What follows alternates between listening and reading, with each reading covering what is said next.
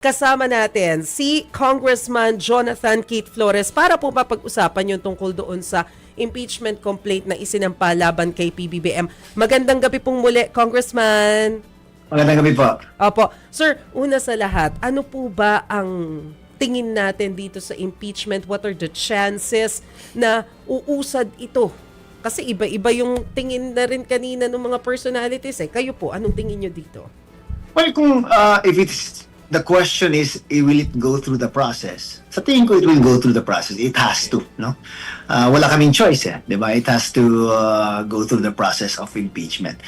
Meaning, aabot talaga to sa either sa Committee on Justice or depende na rin kung anong botohan sa Committee on Justice. Pero, sige, Hindi, go ahead. ano lang, no, follow up kasi. Pero kasi kahit na isang member nyo na, to think critical rin ito ng administrasyon. Sabi ni Congressman Erice, ngayon pala nakikita niya parang wala nang form at saka substance. Formless As early and as vague. now, ano ba ang reaction nyo dyan? Although hindi ko nakita physically yung complaint, all I can see is yung mga pinapost sa social media. No, but siguro it's too early naman to prejudge kung anong laman ng complaint. Ang best siguro course of action is really to let it go through the course, no? Para at least makita din natin anong appreciation ng ibang members kung tama ba yung form, tama ba yung substance, bago nila pagdesisyonan kung ipagpatuloy ba o hindi. Kung sabi nyo nga, too early to judge, no? Pero ano po yung magiging standard or legal standards na babasehan po natin to judge kung talagang ito ay valid, ito ay admissible? Well, as far as form is concerned, dapat verified siya, no? So meaning it should be verified. Second, yung substance naman, dapat yung mga allegations may ebidensya naman, no? It must be clear and convincing din na nag-constitute siya ng impeachable ground.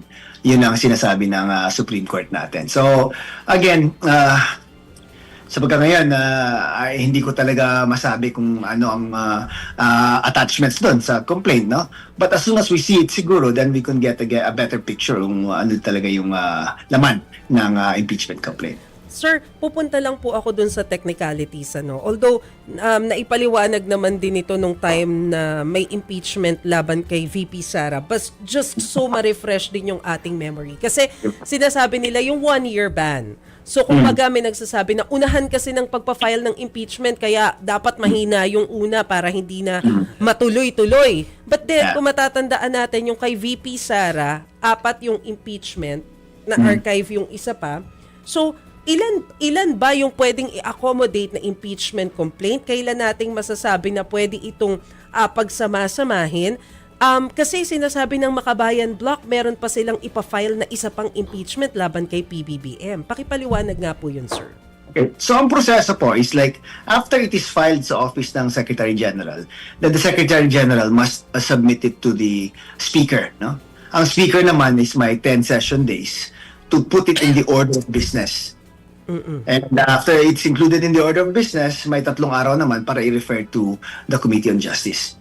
Now, between that period, pwede pa pong mag-file ng kahit sino na other impeachment complaints for as long as hindi pa na-actionan ng Committee on Justice yung i-refer na complaint sa kanila. Once may action na po ang Committee on Justice on any complaint na na-receive nila, then it will bar all other impeachment complaints that will be filed. I see. So, tama yung alala ko pala, no, Congressman Keith, Congressman Flores yung nagko-cover ako dyan. So, pagka ito'y nandun na sa komite ninyo, yun na yung time na hindi na talaga pwede mag-file ng kahit ano, next year na ulit.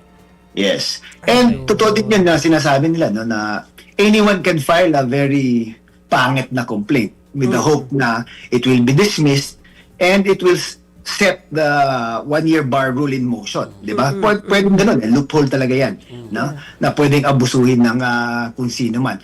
But ang ano ko naman is like, for those who really want to file a serious impeachment case, no, against whoever it is, no, then they still have a few more days before mag-set in yung bar to file their own version of their impeachment complaint. So, ang pagbilang po ng 1-year ban ay magmumula doon sa yung araw na inaksyonan na siya ng komite. Yeah, Ng Committee on Justice. Committee on Justice pa. Opo, not the day na unang nag-file ng impeachment.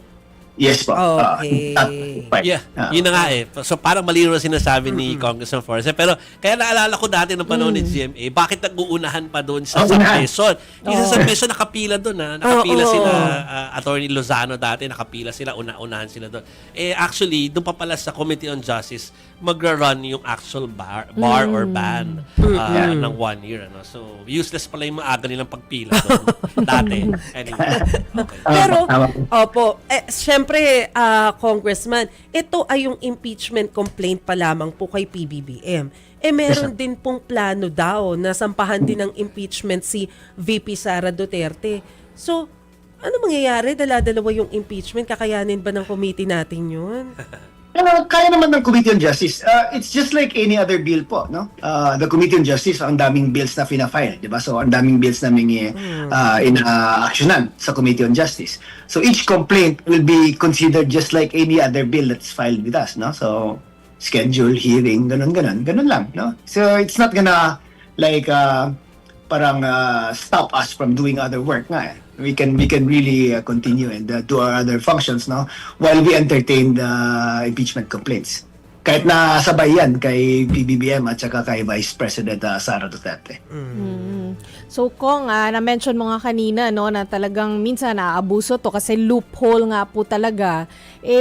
Paano po masisiguro ng komite na talagang hindi matrivialize itong impeachments or impeachment complaints? Yan din, no? I think the committee itself will surely try to follow ano yung nakalagay sa rules. Di ba? Kasi otherwise, kung i-railroad yan or ano man ang gagawin, magagalit na naman yung taong bayan. In fact, Congress right now does not have the best parang perception ng mga tao and we don't want to destroy it further.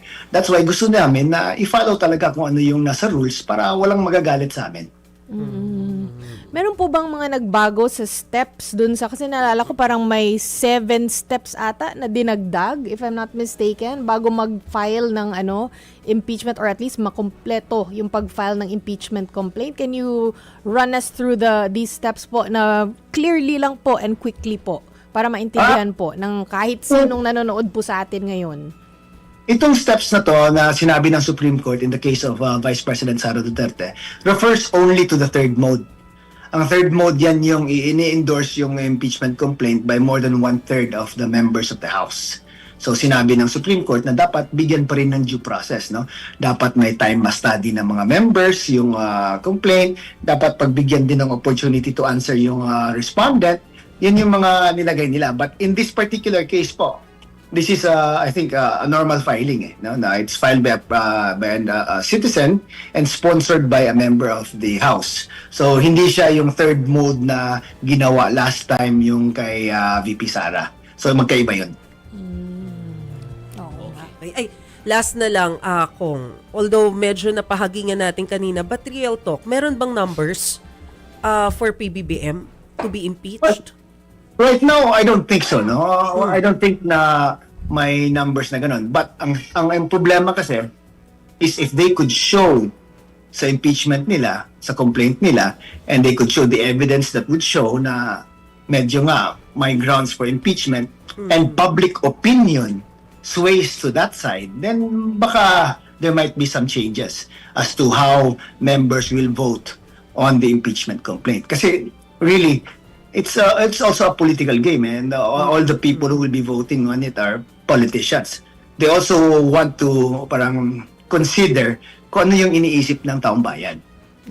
Kaya importante, no, Congressman Flores, yan talagang yung substance o yung laman talaga ng complaint, kasi kung maganda yung pagkasulat doon, saka kung talagang may basehan, tama siya, pwedeng masway ang mga tao just in case na yung mga kongresista, kahit na sila ay hindi talaga initially pro-impeachment, di ba? Yeah, lalo na if the public opinion is strongly supports the impeachment.